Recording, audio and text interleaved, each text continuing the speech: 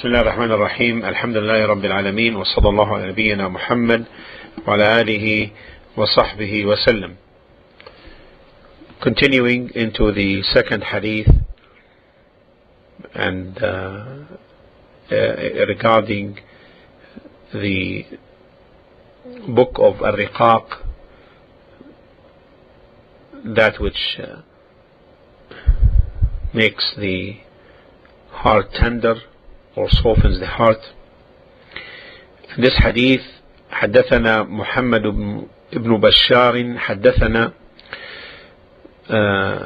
غندر حدثنا شعبة عن معاوية بن قرة عن أنس عن النبي صلى الله عليه وسلم قال: اللهم لا عيش إلا عيش الآخرة فأصلح الأنصار والمهاجرة فأصلح الأنصار والمهاجرة. And the same hadith from the way of Sahih bin Sa'd al-Sa'idi, he said: كنا مع رسول الله صلى الله عليه وسلم في الخندق وهو يحفر ونحن ننقل التراب ويمر بنا فقال: اللهم لا عيش إلا عيش الآخرة فاغفر للأنصار والمهاجرة. The first hadith, the Prophet ﷺ said: "O Allah, there is no life worth living except the life of the hereafter. So please make righteous the Ansar and the immigrants." The Ansar are the helpers who sheltered the immigrants who immigrated from Mecca due to the persecutions by the disbelievers. They moved to Medina. The Medina is the place of the Ansar, and the Ansar welcomed them and they gave them help and support, and that's what's the meaning of Ansar. So, O Allah, there is no life worth living except the life of the hereafter, so please make righteous the Ansar and the immigrants. In the second hadith that follows, narrated by Sahih ibn Sa'd al-Sa'idi radiyallahu anhu, he said: we were in the company of Allah's Messenger sallallahu alayhi wasallam in the battle of Al-Khandaq, the battle of the trenches, and he was digging the trench while we were carrying the earth away. He looked at us and said: O Allah, there is no life worth living except the life of the hereafter, so please forgive the Ansar and the immigrants. The Al-Khandaq, the ditch or the trench, this battle of the trenches occurred in the fifth year after Hijrah, when the Confederates plotted and gathered their forces and put the city of Medina under siege. And he sallallahu alayhi wasallam feared that they may enter the Medina, the city of Medina. So he consulted with Salman al-Farisi radiyallahu anhu, may Allah be pleased with him, one of the companions. He consulted with him as to what could be done. So Salman suggested to dig this trench around the Medina between Al-Harratayn, the two Harras. These are two landscapes of black stones as if burned by fire, and the city of Medina, and they are around the city of Medina. So he told or suggested that this trench be built between these two landscapes so that the disbelievers wouldn't be able to cross them on it would be difficult for them and for their camels or on foot to do so. So he sallallahu alaihi wasallam began the digging of the trench by himself in order to protect his companions alayhi salatu wassalam, and the hair or the soil, the earth, was seen on his hair alayhi salatu wassalam while carrying the earth, digging and carrying the earth away alayhi salatu wassalam, while saying Allahumma la aisha illa aishul akhirah, or life worth living except the life of the hereafter. That is because the life of this world will end, will go away. Either this life will go away, or you will go away. You will leave it. However, with respect to the life of the hereafter, that is everlasting, قال الله تعالى in Surah Al-A'la 87 verses 16 to 17,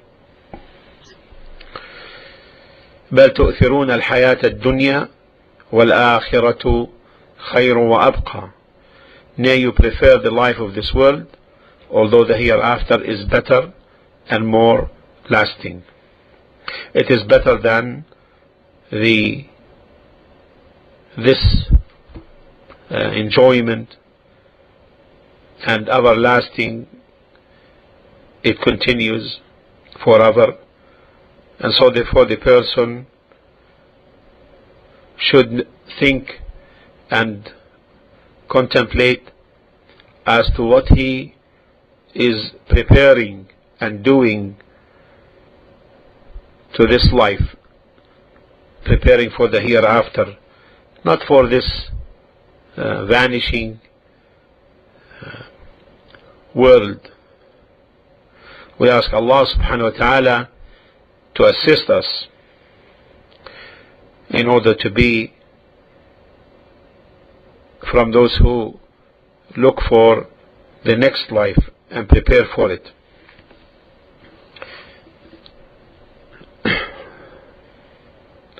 And the firm person is the one who does exactly that.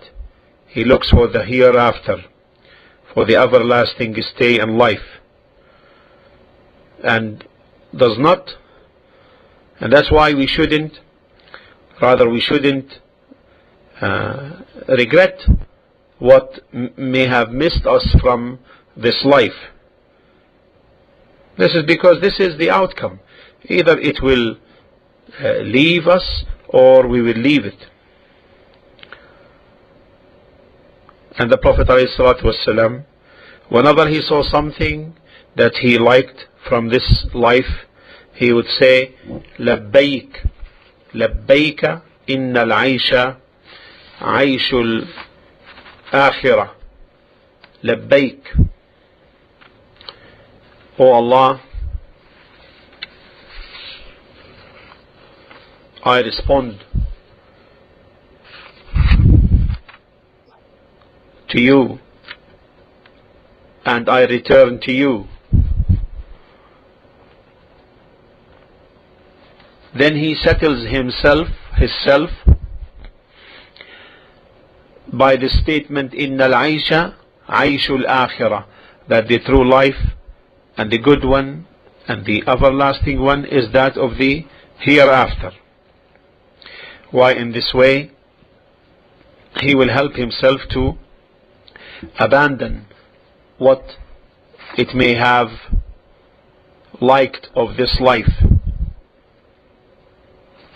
One may examine the situations of those who lived in this life. The best of enjoyment they attained in it, and most comfortable where are they? Where are they? They are under the earth. They and others, they are the same now. Maybe they are even worse than others.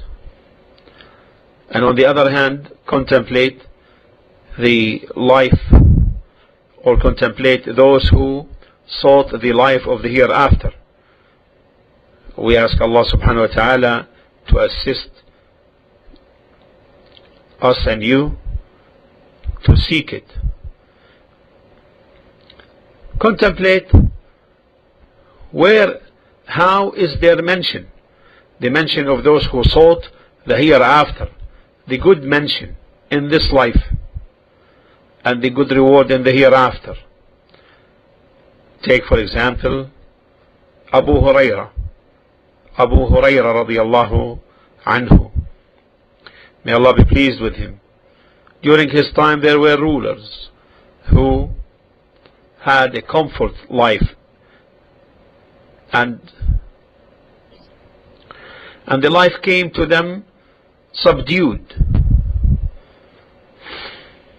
But did their mention remain as the mention of Abu Huraira remained? No, it didn't. Abu Huraira radiyallahu anhu is mentioned in every gathering of knowledge, in every circle of knowledge, in every masjid, in every mosque, and in every sermon, whenever a hadith is cited, and the others are forgotten. This is the life of the hereafter. This is the endless bliss. We ask Allah subhanahu wa ta'ala, Allahumma ij'alna mimman yakiddu lah. O Allah, make us from those who work hard to attain, or work seriously to attain. Then the Prophet ﷺ said, فَاغْفِرْ لِلْأَنصَارِ وَالْمُهَاجِرَةِ. فَاغْفِرْ لِلْأَنصَارِ وَالْمُهَاجِرَةِ. Forgive the Ansar and the immigrants. As you can see, there is a rhyme in what the Prophet ﷺ, listen carefully to what he said. He said, Allahumma la aisha illa aishul akhirah faghfir lil ansari wal muhajirah. Did you pick the rhyme? Did you pick the rhyme?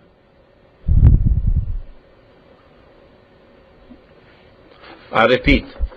He ﷺ said, Allahumma la aisha illa aishul akhirah faghfir lil ansari wal muhajirah.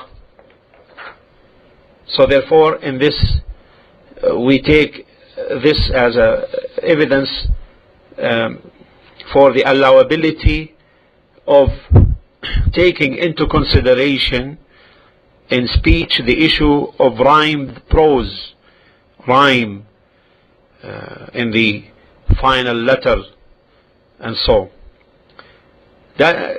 And even though as you can tell, he introduced the name of the Ansar before the immigrants, in order what? To make this rhymed composition or composing. You understand? Although the immigrants are better than the Ansar. Although the immigrants are better than the Ansar. You understand? But for the sake of the rhyme, he ﷺ introduced the Ansar before the Muhajirah, the Ansar before the immigrants.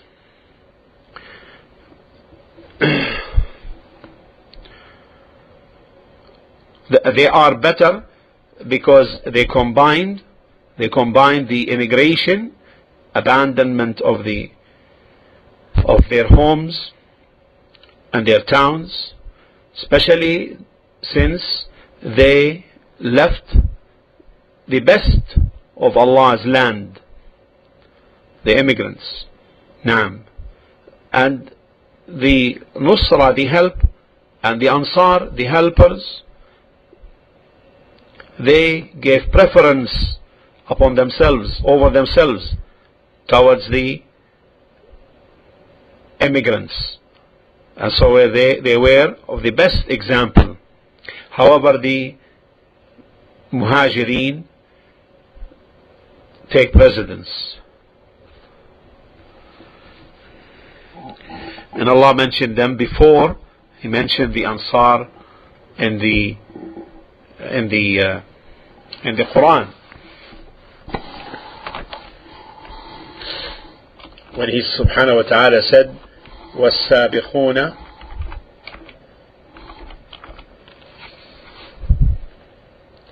الأولون in Surah At-Tawbah chapter 9 verse 100 والسابقون الأولون من المهاجرين والأنصار والذين اتبعوهم بإحسان رضي الله عنهم ورضوا عنه رضي الله عنهم وأعد لهم جنات تجري تحتها الأنهار خالدين فيها أبدا ذلك الفوز العظيم. In Surah At-Tawbah verse 100. And the first to embrace Islam of the Muhajirin wal Ansar, and the Ansar, and also those who followed them exactly in faith. Allah is well pleased with them as they are well pleased with Him.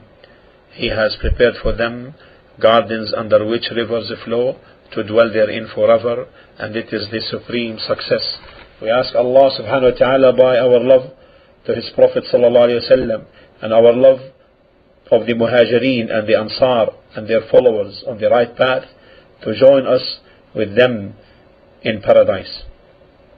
إنه هو الجواد الكريم.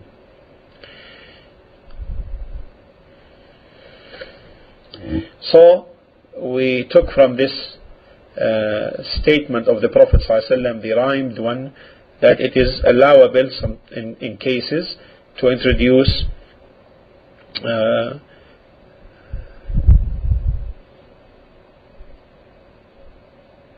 in this case the Ansar before the Muhajira, although the Muhajirin were their status is more meritorious. Also, this is the case, for example, in some places in the Quran even you find this. In Surah Taha, Allah mentioned Harun before Musa, yet Musa is better than Harun.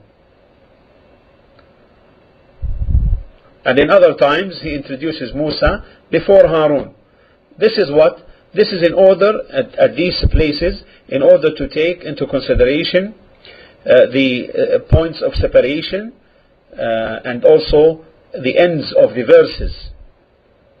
Also, for example, Ibrahim was introduced before the mentioning of Musa in Surah, for example, Surah Al-A'la 18:17. Now listen to this. قال تعالى إن هذا لفي الصحف الأولى صحف إبراهيم وموسى.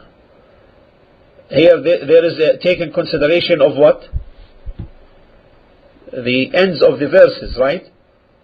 And they are, in this case, rhymed. إن هذا لفي الصحف الأولى صحف إبراهيم وموسى. See, here the mentioning of Ibrahim came before Musa because of the this rhyming. Is that clear? While in Surah Al-Najm the mention of Musa came before Ibrahim in Surah Al-Najm 53, 36, 37. أم لم ينبأ بما في صحف موسى. In 36 بما في صحف موسى. Now listen. وإبراهيم الذي وفى. وإبراهيم الذي وفى. Did you pick it up? Or is he not informed with what's in the pages of Musa and of Ibrahim, who fulfilled or conveyed all that which Allah ordered him to do or convey. أم لم ينبأ بما في صحف موسى وإبراهيم الذي وفى. Can I say that again? طيب. أم لم ينبأ بما في صحف موسى.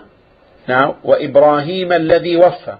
Here he introduced Musa, and then after that he mentioned Ibrahim, in order what? To make fitting in terms of the ends of the verses in the rhyme. Is that clear? Musa Waffa, Musa Waffa. Previously it was the opposite. إن هذا لفي الصحف الأولى صحف إبراهيم وموسى. Clear now? This brings the end of the discussion on this hadith. والحمد لله رب العالمين وصلى الله على نبينا محمد وعلى آله وصحبه وسلم. بسم الله الرحمن الرحيم. الحمد لله رب العالمين وصلى الله على نبينا محمد وعلى آله وصحبه وسلم. Continuing into the book of Ar-Riqaq in Sahih Al-Bukhari, the softening of the hearts or the tendering of the hearts. The chapter is the example of the life of this world compared to that of the hereafter. قال الله تعالى, Allah subhanahu wa ta'ala, the Most High, said in Surah 57 verse 20, إنما الحياة الدنيا لعب ولهو وزينة وتفاخر بينكم وتكاثر في الأموال والأولاد كمثل غيث أعجب الكفار نباته ثم يهيج فتراه مصفرا ثم يكون حطاما وفي الآخرة عذاب شديد ومغفرة من الله ورضوان وما الحياة الدنيا إلا متاع الغرور. Know that the life of this world is only play and amusement, pomp and mutual boosting among you, and rivalry and respect of wealth and children, as the likeness of vegetation after rain. Thereof the growth is pleasing to the tiller. Afterwards it dries up and you see it turning yellow, then it becomes straw. But in the hereafter there is a severe torment for the disbelievers and the evildoers there is. And there is forgiveness from Allah and His good pleasure for the believers, the good doers. Whereas the life of this world is only a deceiving enjoyment. The explanation of these verses. This is the title which Al-Imam Al-Bukhari rahimahullah put for this chapter under this book. And these verses, Allah the Most High makes it clear that the life of this world is only play and amusement, physically, and also amusement and play of the heart, and adornment in the apparent, and boastful pride in the tongue, in the saying. Each one boasts and is proud of himself. When it comes to others, he thinks himself better and higher in status. And in saying, meaning my opinion, my saying. Also regarding wealth and children, rivalry, like saying I have more than you in wealth and in children, and stronger in respect of men. The example of this world, as Allah subhanahu wa ta'ala described it here, as that of the likeness of it is like of vegetation after rain. أعجب الكفار. It amused and amazed the kuffar. Here the term al-kuffar, it is said that this refers to the kafirs, to the disbelievers, those who disbelieved in Allah, meaning that the only thing which they like of this life is like these appearances and this joy and the play, amusement, and on the other hand, it is said that this refers to the tiller. The growth is pleasing to the tiller. Then afterwards, after it was moist and active, and it dries up, and then it turns yellow, and you see that, and we see this in front of our eyes. Then it becomes a straw, broken by hands and by feet. This is the likeness of this life. It goes up and then it goes away, and it is either that it will entirely leave us or we leave it. There is no other alternative. قال الله تعالى in this verse: وفي الآخرة عذاب شديد ومغفرة من الله ورضوان. Severe torment for those who preferred this life, which is play and amusement and boosting, etc., preferred it over seeking the pleasure of Allah and seeking the hereafter over this life. Seeking the hereafter,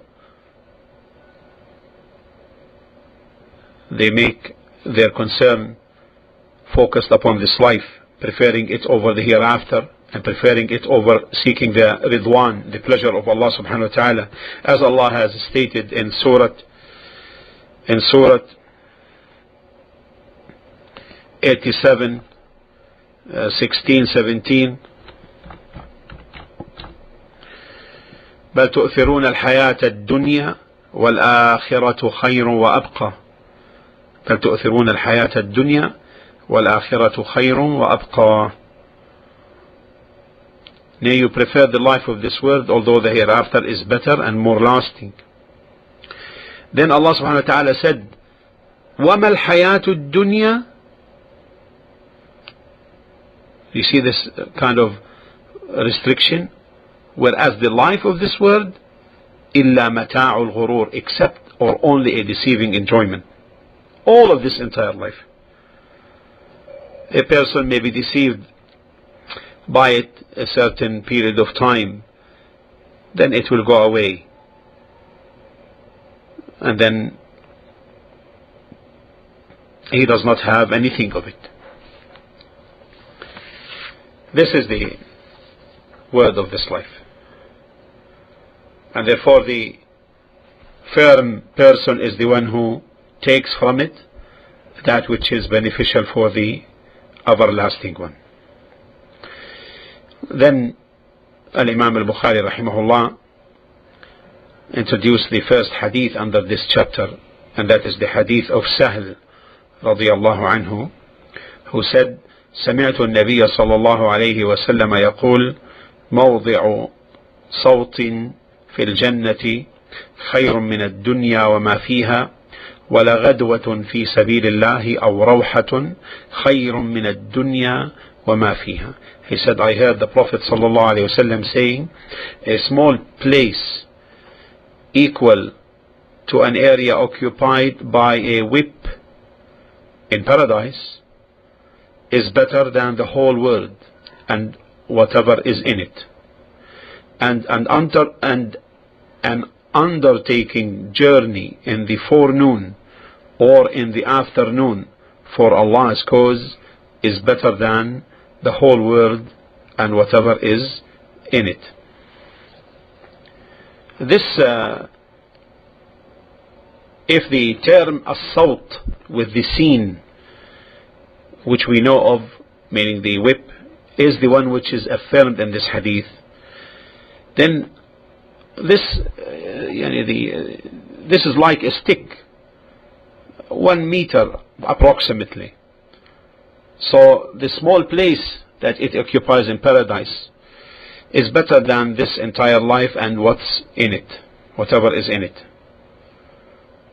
It's not your life. It is not your life which you live, and not the life lived by others during your lifetime, but rather the entire life from its beginning to the end, and whatever it contains from wealth and properties and children and palaces and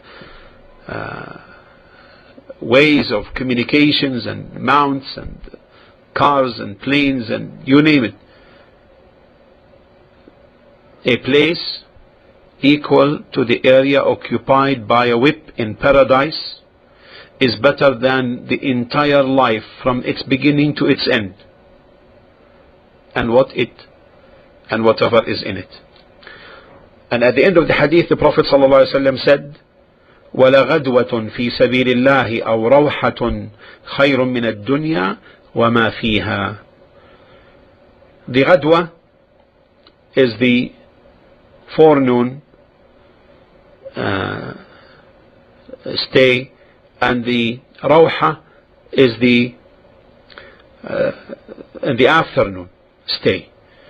And here, and an undertaking journey in the forenoon or in the afternoon for Allah's cause, meaning in the cause of jihad for the sake of Allah, then it is better than the whole world and whatever is in it, as explained earlier.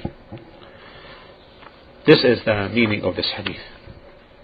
We ask Allah subhanahu wa ta'ala to make us from those who put their concern and look forward for the hereafter and prepare for it, that which is pleasing to Allah the Most High. ونسأله سبحانه وتعالى أن يتقبل ذلك منا وأن يدخلنا الجنة برحمته, and to admit us to paradise by His mercy. إنه هو الجواد الكريم. He is the most generous, the most noble. وصلى الله على نبينا محمد وعلى آله وصحبه وسلم.